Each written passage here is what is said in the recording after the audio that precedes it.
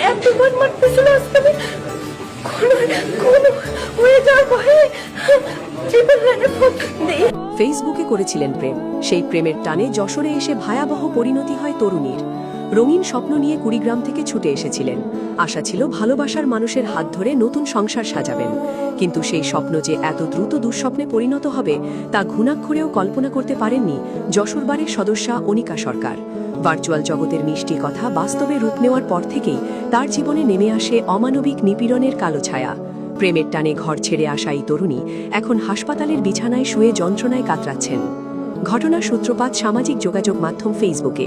সেখানেই অনিকা সরকারের সঙ্গে পরিচয় হয় যশোরের মনিরামপুর উপজেলার লিয়াকত আলী মোড়লের ছেলে আসাদুজ্জামানের। পরিচয় থেকে বন্ধুত্ব এবং ধীরে ধীরে তা গভীর প্রেমে রূপ নেয়। আসাদুজ্জামানের মিষ্টি কথায় ভুলে নিজের ভবিষ্যৎ তার হাতে সঁপে দেওয়ার সিদ্ধান্ত নেন অনিকা। ভালোবাসার মানুষের সঙ্গে সংসার পাততে ২০২৪ সালের ১ মে কুড়িগ্রাম ছেড়ে যশোরে চলে আসেন তিনি। ভেবেছিলেন নতুন শহরে নতুন পরিবেশে ভালোবাসার মানুষের আদরে দিন কাটাবেন, কিন্তু যশোরে পা রাখার পর থেকেই তার জীবনে শুরু হয় এক ভিন্ন অধ্যায়। বিয়ের পর থেকেই আসাদুজ্জামানের আসল রূপ বেরিয়ে আসতে শুরু করে। অনিকার অভিযোগ, তার স্বামী আসাদুজ্জামান একজন নেশাতুর ব্যক্তি। প্রায়ই নেশার ঘোরে তিনি অনিকার উপর চালাতেন নিপীড়ন। তুচ্ছ সব কারণে চলত প্রহার। তবুও অনিকা চেয়েছিলেন সংসারটা টিকিয়ে রাখতে। স্বামীর নিপীড়ন সহ্য করেও তিনি মুখ বুজে পড়েছিলেন। আশা ছিল হয়তো স্বামী শুধরে যাবেন, কিন্তু সেই আশা ছিল অলীক। নিপীড়নের মাত্রা দিন দিন কমেনি, বরং বেড়েছে বহুগুণ। গত ৮ জানুয়ারি বিকেলে নেশাতুর অবস্থায় আসাদুজ্জামান অনিকার ওপর চড়াও হন। নিপীড়নের এক পর্যায়ে অনিকার মনে হয় আজ হয়তো তিনি আর প্রাণে বাঁচবেন না। স্বামীর হাত থেকে বাঁচতে তিনি নিজেকে একটি ঘরে বন্দী করে ফেলেন।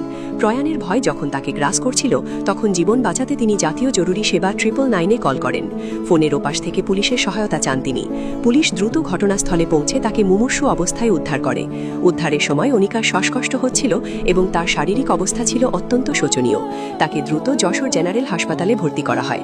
হাসপাতালের বিছানায় শুয়ে নাকে অক্সিজেন নল লাগানো অবস্থায় কান্নাজড়িত কণ্ঠে অনিকা যে বর্ণনা দিয়েছেন তা শুনলে যে কারোরই গা শিউরে উঠবে। অভিযুক্ত আসাদুজ্জামান সম্পর্কে জানা গেছে চাঞ্চল্যকর তথ্য। তিনি নিজেকে কখনো আইনজীবী, আবার কখনো শিক্ষানবিশ আইনজীবী হিসেবে পরিচয় দিতেন। আদালত পাড়ায় তার বিরুদ্ধে নানা অপকর্মের অভিযোগও রয়েছে, অথচ তিনি নিজের স্ত্রীর ওপরই দিনের পর দিন চালিয়েছেন নিপীড়ন। অনিকা আশঙ্কা প্রকাশ করেছেন, যদি আসাদুজ্জামানের বিরুদ্ধে কঠোর আইনি ব্যবস্থা নেওয়া না হয়, তবে ছাড়া পেয়ে তিনি আবারও তার ক্ষতি করতে পারেন, অথবা ভবিষ্যতে অন্য কোনো মেয়ের জীবনও একইভাবে ধ্বংস করে দিতে পারেন। তাই তিনি প্রশাসনের কাছে দৃষ্টান্তমূলক শাস্তির দাবি জানিয়েছেন। এই ঘটনার খবর ছড়িয়ে পড়লে হাসপাতালে ছুটে যান যশোর জেলা আইনজীবী সমিতির নেতৃবৃন্দ। সমিতির সভাপতি সৈয়দ সাবিরুল হক সাবু এবং সাধারণ সম্পাদক এম এ গফুর ভুক্তভোগী অনিকার খোঁজ খবর নেন। একজন আইনজীবীর ওপর এমন হামলার ঘটনায় ক্ষোভ প্রকাশ করেছেন তার সহকর্মীরা।